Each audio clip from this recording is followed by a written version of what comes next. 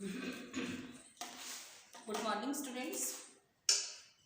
आज BSc third year के अंदर इनऑर्गेनिक फर्स्ट पेपर इनऑर्गेनिक का हम लेसन ले रहे हैं, metal ligand bonding in transition metal complexes. Metal ligand bonding in transition metal complexes जैसे हमने सेकेंड ईयर के अंदर वैलेंस बॉन्ड थ्योरी पढ़ी थी, संयोजकता बंध सिद्धांत किया था और ट्रांजिशन एलिमेंट्स के बारे में पढ़ा था। अब इसके अंदर जो हमने संयोजकता बंध सिद्धांत किया है उसकी हम ड्रॉबैक देखेंगे, क्या कमियां रही थी, उन कमियों को किस प्रकार से दूर किया। पहले उन कमियों के बारे में बात करेंगे। कॉम्प्लेक्स हमने 3 प्रकार के बॉन्ड पढ़े थे। इसको संयोजकता बंध सिद्धांत से पहले हमने जो किए थे, बंध कितने प्रकार के बनते हैं, संयोजक बंध है और सहसंयोजक बंध है, आयनिक बंध है या उसको कोऑर्डिनेट बॉन्ड जो है। अब जो कोऑर्डिनेट बॉन्ड है वो उसके द्वारा ये कॉम्प्लेक्स बनते हैं इसके अंदर, जिसके पास कोई भी ऑर्बिटल खाली हो, उसमें अपना वो इलेक्ट्रॉन कोई भी लिगेंड डोनेट करता है। ये हम पहले स्टडी कर चुके हैं सेकेंड ईयर के अंदर। अब चलो हम देखते हैं इसकी ड्रॉबैक क्या रही है, क्या लिमिटेशंस हैं इसकी संयोजकता बंध सिद्धांत की। हम कहते हैं कि ट्रांजिशन कॉम्प्लेक्सेस जो हैं वो रंगीन होते हैं। रंगीन यौगिक कैसे बनते हैं? कोई भी कॉम्प्लेक्स है वो दृश्य प्रकाश में से, विजिबल लाइट में से कुछ रेडिएशंस को एब्जॉर्ब करता है और हमें वो कलर दिखाई देता है। तो इसके बारे में इसकी व्याख्या ये संयोजकता बंध सिद्धांत नहीं कर पाया। अब कुछ कॉम्प्लेक्स आंतरिक संकुल कॉम्प्लेक्स बनाते हैं, कुछ बाहरी बनाते हैं, तो इसके बारे में भी ये जो सिद्धांत है ये नहीं बता पाया।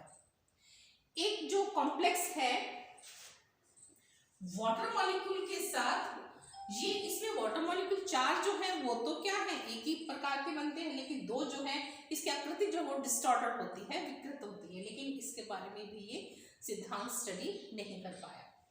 फिर उसके बाद आता है कि कॉपर की या कोबाल्ट की जो कॉम्प्लेक्स है इसके बारे में भी इसकी डिटेल हम चुंबकीय गुणों की व्याख्या करें तो चुंबकीय गुणों की व्याख्या के आधार पर भी ये नहीं बता पाया कि ये से चुंबकीय गुण, उसकी संरचना के आधार पर उसकी चुंबकीय गुणों की व्याख्या जो है वो नहीं कर पाया। तो अब हम एक बार ये 2 कॉम्प्लेक्स देखते हैं, कोबाल्ट का और कॉपर का। इन कॉम्प्लेक्सेस के आधार पर हम देखते हैं कि इनकी संरचना क्या होगी। अभी हम केवल ड्रॉबैक की बात कर रहे हैं। तो ये हमारा टॉपिक जो है वो इनऑर्गेनिक केमिस्ट्री का सेकंड लेसन जो है metal ligand bonding in transition metal. हम ट्रांजिशन मेटल कॉम्प्लेक्सेस की बात करेंगे। हमारे पास कॉम्प्लेक्स है CONH3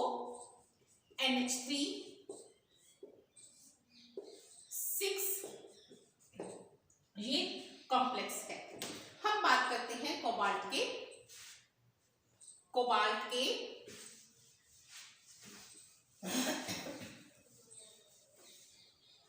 ये है हमारे पास CONH3 6 कोबाल्ट का हम कॉन्फ़िगरेशन देखते हैं। कोबाल्ट का नंबर क्या है? 27। हम केवल सीधी उसकी बात करते हैं 3D की। जो डी शेल है, डी के अंदर इसमें 7 इलेक्ट्रॉन्स हैं, 3D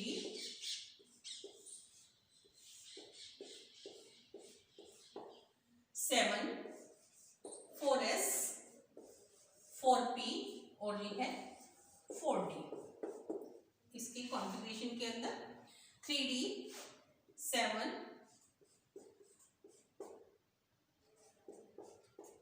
इलेक्ट्रॉन, 2 क्या है, पेयर्ड है, 2 अनपेयर्ड है। 4s के अंदर 2 इलेक्ट्रॉन और ये खाली है। जब इसके अंदर CO+2 की बात करते हैं, 2 इलेक्ट्रॉन जो है वो कॉन्फ़िगरेशन क्या बनता है इसके अंदर 1 2 3 4 5 6 और ये 7 4s खाली 4p खाली और ये आगे d जो है वो खाली है, ये d है।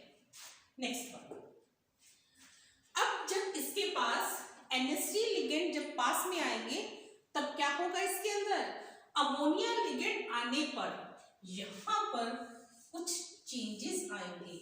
इसमें से इलेक्ट्रॉन जंप करके, एक तो यहाँ पर क्या होगी, यहाँ पर 2 पेयर इलेक्ट्रॉन थे, 1 2 3 4, ठीक है। अब ये जो 3 थे, 3 में से एक तो यहाँ पेयर हो गया और ये 2 खाली हो गए। ये जो खाली हुए हैं, अब इसमें से ये पेयर 2 खाली हुए, एक पेयरिंग यहाँ होगी और एक इलेक्ट्रॉन यहाँ पर डी कक्षक में चला जाता है, जंप करके ये आगे चला गया। क्लियर? अब हमारे पास ये 4s और ये 4p, तो इसके अंदर जो संकरण होगा, जब अब इसके पास अमोनिया मॉलिक्यूल आएंगे तब इसके अंदर 2 कक्षक D और ये S और ये P, तो कौन सा संकरण बना, D2sp3 संकरण बना। ये जंप करके कैसे गया है, इसके हमें कुछ नहीं पता। यहां पर अब देखिए आप, ये जो 3 तो हो गए यहाँ पर पेयर, ये कौन से थे, D के, और ये जो हमारे पास कितने हमने संकरण के अंदर क्या किया था, पहले हमने टॉपिक कर चुके हैं। ये संकरण के अंदर हमने कहा था जितने कक्षक भाग लेते हैं उतने ही कक्षक हमें नए संकरित कक्षक प्राप्त होते हैं। कितने हो गए, 2 3 और 3 6 हो गए D2sp3 के अंदर। तो ये D2s और P, 1 2 और ये 3, ये हमारे पास बाकी कक्षक। एक इसके अंदर P के अंदर ये, सॉरी D के अंदर ये एक इलेक्ट्रॉन जंप करके जो यहाँ पर आया। अब यहाँ पर आप देखिए कि इसके अंदर क्या होगा, अमोनिया लिगेंड अपना इलेक्ट्रॉन पेयर देगा और कॉम्प्लेक्स का निर्माण करेगा, NH3। क्लियर? तो ये इसके अंदर D2sp3 संकरण हो जाता है। इसमें इलेक्ट्रॉन यहाँ क्यों आया, हमें इसके बारे में कुछ पता नहीं है। अब हम बात करते हैं दूसरे, मैंने आपको 2 कहा था, कोबाल्ट और कॉपर के बारे में। अब हम कॉपर का कॉम्प्लेक्स देखते हैं, सेम इसी तरह से, लेकिन उसमें किस प्रकार का संकरण पाया जाएगा उसके बारे में हम देखते हैं। ये तो था कोबाल्ट का। कोबाल्ट के अंदर हमने क्या देखा, D2sp3 संकरण। कोबाल्ट इस कॉम्प्लेक्स के अंदर D2sp3 संकरण और एक इलेक्ट्रॉन D में चला गया। अब हम बात करते हैं CuNH3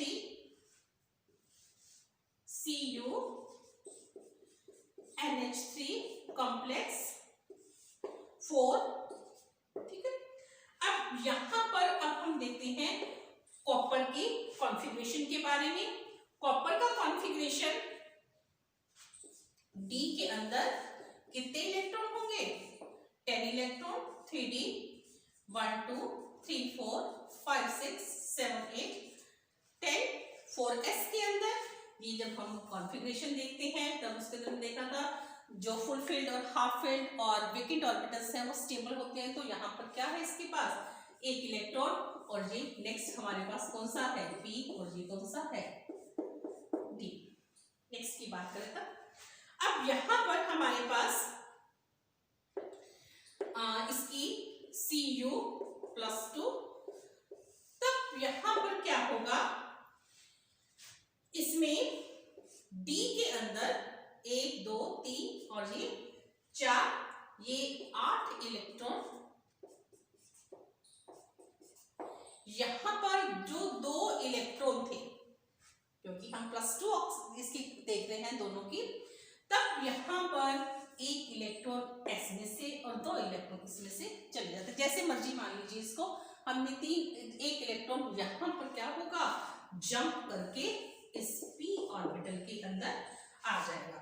तब यहां पर आप देखिए हमारे पास संकरण कितना हुआ, यहां पर एक कक्षक खाली हो गया ये वाला, और S के अंदर ये जो इलेक्ट्रॉन था वो यहां पर P में, सॉरी ये P के अंदर जो 4p था यहाँ पर चला गया। अब एक ऑर्बिटल ये खाली, एक s का और ये 2p के, तो कौन सा हुआ, dsp2 संकरण इसके अंदर पाया जाता है। क्योंकि वेकेंट ऑर्बिटल जब ये इसके कांटेक्ट में आएगा, इसके अपने लिगेंड के कांटेक्ट में आएगा, तब क्या होगा, कितने बने, 1 2 और 2 4, ठीक है। तो 4 यहाँ पर कौन से थे, एक D का, एक S का और 2 P, 1 2 3 4। ये यहाँ पर NH3 लिगेंड अपना इलेक्ट्रॉन पेयर देकर कॉम्प्लेक्स का निर्माण करेगा। क्लियर।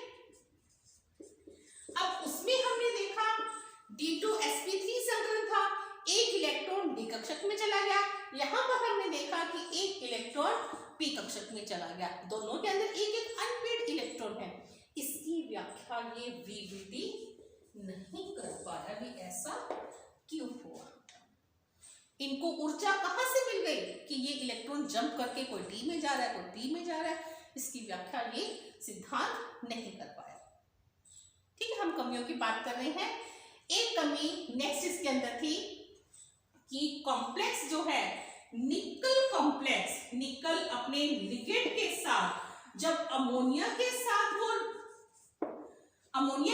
कॉम्प्लेक्स बनाता है तब तो चतुष्फलकीय संरचना बनाता है, लेकिन अगर निकल साइनाइड के साथ वो स्ट्रक्चर बनाता है तो वो वन समतलीय स्ट्रक्चर बनती है। ऐसा क्यों होता है, निकल तो सेम है लेकिन लिगेंड की व्यवस्था क्या होगी, कौन सा लिगेंड के साथ कैसे स्ट्रक्चर बनाएगा, इसके बारे में भी ये सिद्धांत व्याख्या नहीं कर पाया। अब इसके नेक्स्ट लेक्चर के अंदर हम इसके आगे फर्दर स्टडी करेंगे। क्लियर।